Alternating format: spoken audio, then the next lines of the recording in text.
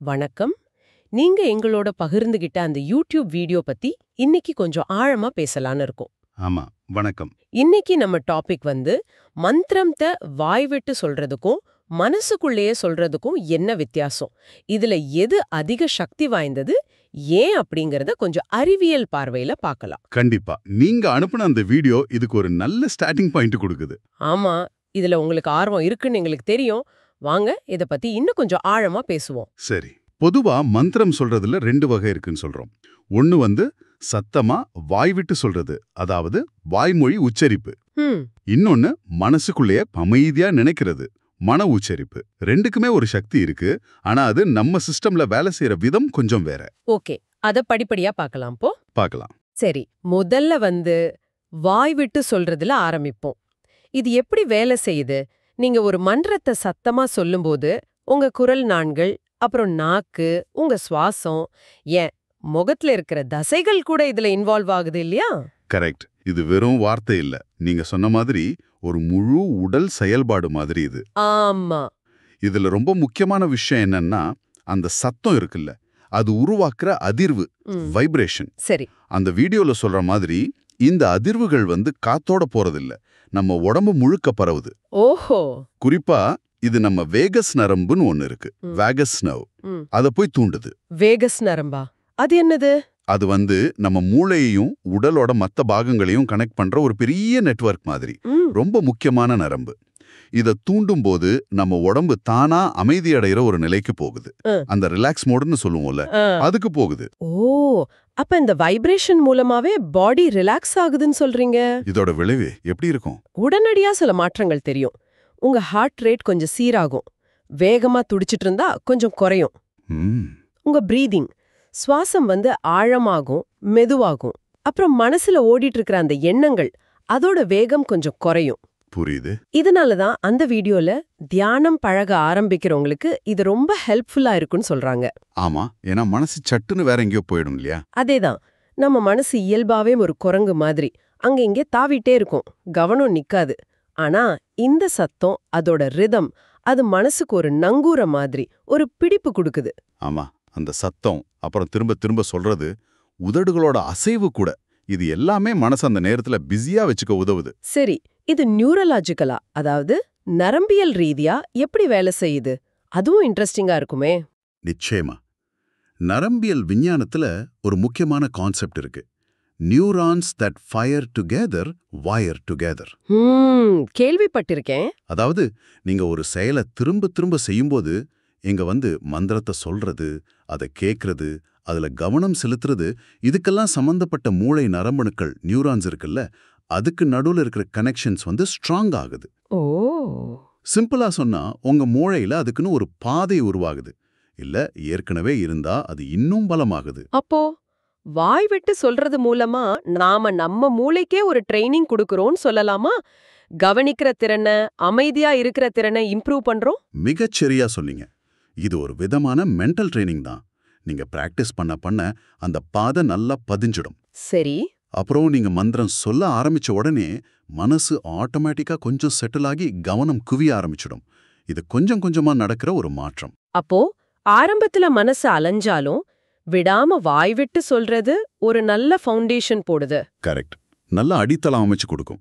சரி, அப்போ வாய் விட்டு சொல்றது உடம்பையும் மனசோட ஆரம்ப நிலையும் எப்படி தயார்படுத்துதுன்னு நல்லா புரிஞ்சுது. இப்போ அடுத்த கட்டத்துக்கு போவோம்.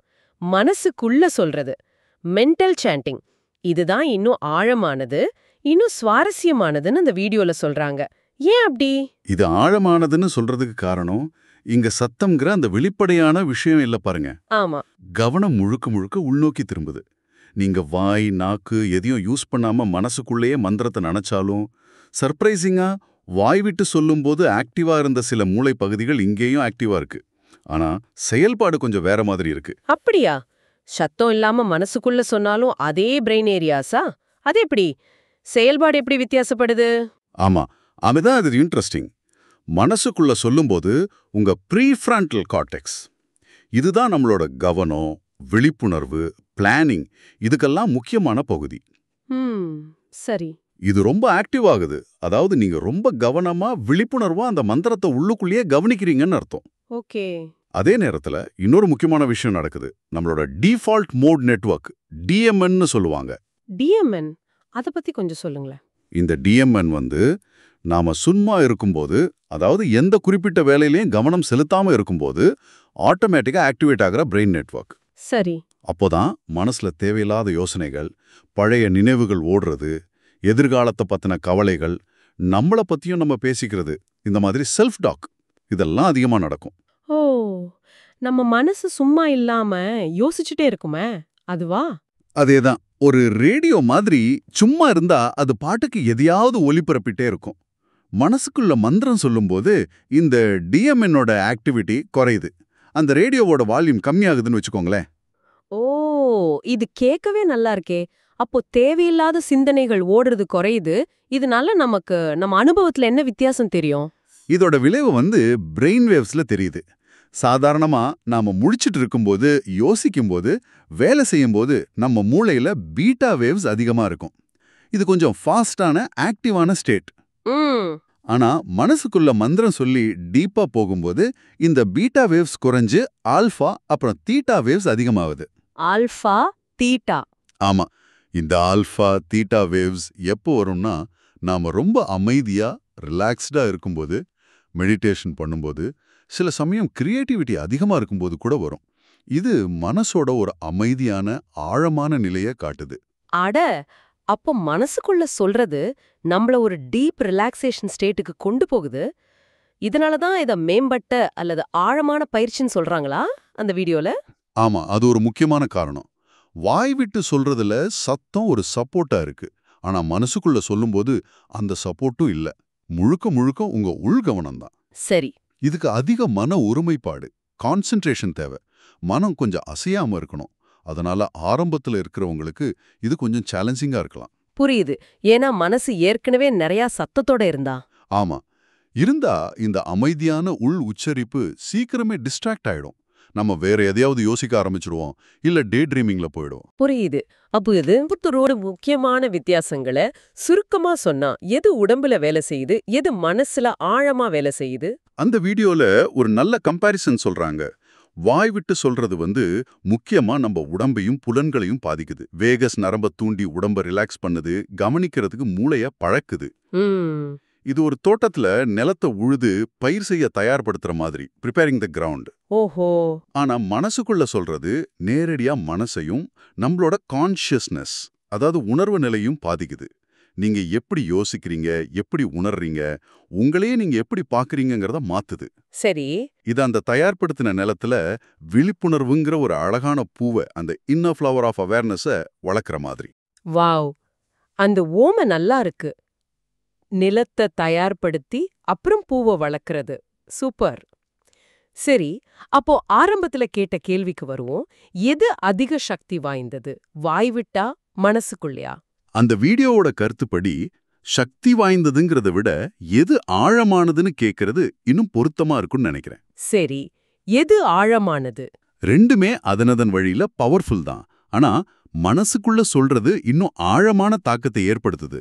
ஏன்னா அது நேரடியா நம்ம எண்ணங்களோட மூலத்துக்கே போகுது, சோர்ஸ் ஆஃப் தாட்ஸ்க்கு போகுது.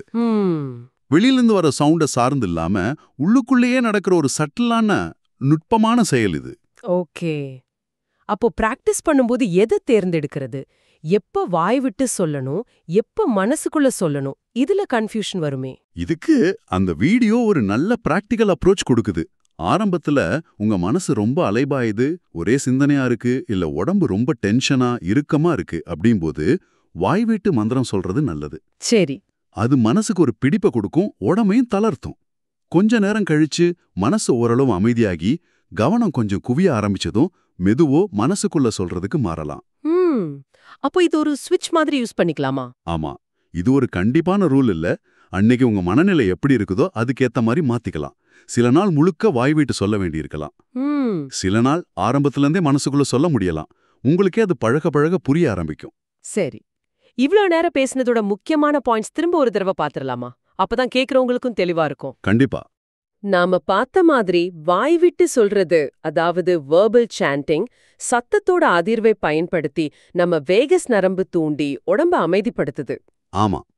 திரும்ப திரும்ப சொல்றதால அந்த neurons that fire together wire together concept படி கவனத்துக்கான மூளைப்பாதைகளை வலுப்படுத்துது. இது பிகினர்ஸ்க்கு மனசை பழக்கிறதுக்கு ரொம்ப நல்லது. மிகச்சரி. அடுத்ததா மனசுக்குள்ள சொல்றது மென்டல் சாண்டிங். இது கவனத்தை முழுக்க உள்நோக்கி திருப்பி அந்த ப்ரீஃப்ரான்டல் கார்டெக்ஸை ஆக்டிவேட் பண்ணுது. அதே சமயம் தேவையில்லாத சிந்தனைகளை உற்பத்தி பண்ற அந்த டிஎம்என அமைதிப்படுத்துது. ஆமா, அந்த ரேடியோ வால்யூம் குறையுதுன்னு சொன்னீங்க. அதேதான். இதனால பிரெயின் வேவ்ஸ் பீட்டால இருந்து ஆல்பா தீட்டாவுக்கு மாறுது.